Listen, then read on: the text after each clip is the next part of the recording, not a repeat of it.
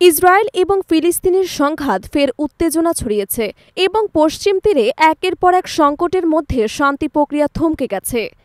Israel এবং মুসলিমদের পবিত্র ভূমি দখলের জন্য নতুন কৌশল গ্রহণ করছে এবং গাজার উপর নিষ্ঠুর হামলা চালাচ্ছে, যার ফলে রক্তপাত হয়েছে এবং কিছু বিশ্লেষক একে নতুন ইন্তিফাদার সূচনা হিসেবে দেখছেন। ইন্তিফাদার শব্দের অর্থ জেগে ওঠা। এই পরিস্থিতিতে প্রশ্ন উঠেছে, হিজবুল্লাহ ইসরায়েলের বিরুদ্ধে বড় যুদ্ধের প্রস্তুতি নিচ্ছেন কিনা, মার্কিন যুক্তরাষ্ট্র এটি প্রতিহত করতে পারবেন কিনা এবং ইরানের অবস্থান কি। ইসরায়েলের প্রধানমন্ত্রী বেনজামিন নেতানিয়াহু গ্রেটার ইসরায়েল প্রতিষ্ঠার ঐতিহাসিক এবং আধ্যাত্মিক মিশনে নেমেছেন, যার আওতায় গাজার পর সিরিয়া, জর্ডান এবং মিশরের সীমান্ত অঞ্চলসহ অন্যান্য আরব দেশকে ইসরায়েলের সঙ্গে যুক্ত করার আশা ব্যক্ত করেছেন। এই মন্তব্যে আরব লীগ তীব্র নিন্দা জানিয়েছেন এবং এটিকে মধ্যপ্রাচ্যের রাষ্ট্রগুলোর সার্বভৌমত্বের জন্য হুমকি হিসেবে অবহিত করেছেন, কিন্তু নেতানিয়াহু লক্ষ্য বাস্তবায়নে অটল। গ্রেটার ইসরায়েল দীর্ঘদিন ধরে ইসরায়েলিদের অন্তরে লালিত আকাঙ্ক্ষা, যা মধ্যপ্রাচ্যের বুকে নিজেদের সীমানা বাড়ানোর স্বপ্নের সঙ্গে জড়িত। 2024 সালে ইসরায়েলের অর্থমন্ত্রী বেজালেল স্মোট্রিচ বলেন, ইসরায়েল শুধু ফিলিস্তিনি ভূখণ্ড নয়, ধীরে ধীরে জর্ডান, লেবানন, সিরিয়া, মিশর, ইরাক এবং সৌদি আরবের কিছু অংশ দখল করবে এবং জেরুজালেমের ভবিষ্যৎ দামেস্ক পর্যন্ত বিস্তৃত হবে। গ্রেটার ইসরায়েল বাস্তবায়নের অংশ হিসেবে গাজা উপত্যকা ইতিমধ্যেই দখল করেছে।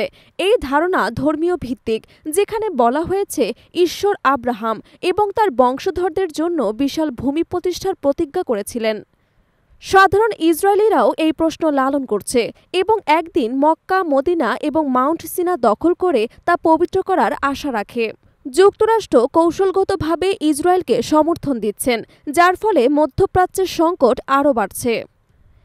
এই পরিস্থিতিতে লেবাননের হিজবুল্লাহ নতুনভাবে সক্রিয় হয়েছে, ইসরায়েলি আগ্রাসনের বিরুদ্ধে রুখে দাঁড়িয়েছে এবং আত্মসমর্পণ করবে না বলে ঘোষণা দিয়েছেন। হিজবুল্লাহর নেতারা প্রয়োজনে কারবালার যুদ্ধের মতো লড়াই করে ইসরায়েলকে চিরতরে বিতাড়িত করার হুঁশিয়ারি দিয়েছেন। লেবানন সরকার ইসরায়েল এবং মার্কিন যুক্তরাষ্ট্রের নির্দেশে হিজবুল্লাহকে নিরস্ত্রীকরণের পরিকল্পনা গ্রহণ করেছে এবং 2025 সালের মধ্যে সমস্ত অস্ত্র রাষ্ট্রীয় নিয়ন্ত্রণে আনার সিদ্ধান্ত নিয়েছেন। হিজবুল্লাহ এই সিদ্ধান্তকে দেশের প্রতিরক্ষা ব্যবস্থাকে ধ্বংস করার পরিকল্পনা হিসেবে দেখছে এবং ইরান সমর্থিত প্রতিরোধ যোদ্ধারা অস্ত্র সমর্পণ করবে না বলে হুঁশিয়ারি দিয়েছেন। বিশ্লেষকরা বলছেন, মার্কিন এবং ইসরায়েলি কৌশল শুধু হিজবুল্লাহকে দুর্বল করবে না, মধ্যপ্রাচ্যের রাজনৈতিক স্থিতিশীলতা এবং লেবাননের সার্বভৌমত্বকেও হুমকির মুখে ফেলবে। ড্রোন এবং স্যাটেলাইট নজরদারির মাধ্যমে বিদেশি হস্তক্ষেপ বৃদ্ধি পেয়েছে, যা আঞ্চলিক সংঘাতের ঝুঁকি আরও বাড়াচ্ছে। হিজবুল্লাহ নিজেদের অবস্থান থেকে সরে দাঁড়াবে না এবং প্রতিরোধের পতাকা সর্বদা উঁচু রাখবে।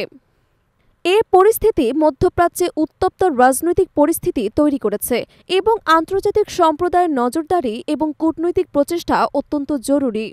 ভারতসহ বিশ্বকে এ অঞ্চলে নিরাপত্তা এবং স্থিতিশীলতার দিকে সজাগ থাকতে হবে। যতদিন ইসরায়েলি আগ্রাসন বন্ধ হয় এবং কার্যকর নিরাপত্তা ব্যবস্থা গড়ে ওঠে, ততদিন পর্যন্ত হিজবুল্লাহ অবস্থান থেকে সরে দাঁড়াবে না এবং আঞ্চলিক উত্তেজনা চলতেই থাকবে। যুদ্ধ বিগ্রহ বন্ধ করে শান্তিময় পরিস্থিতি নিশ্চিত করা প্রয়োজন।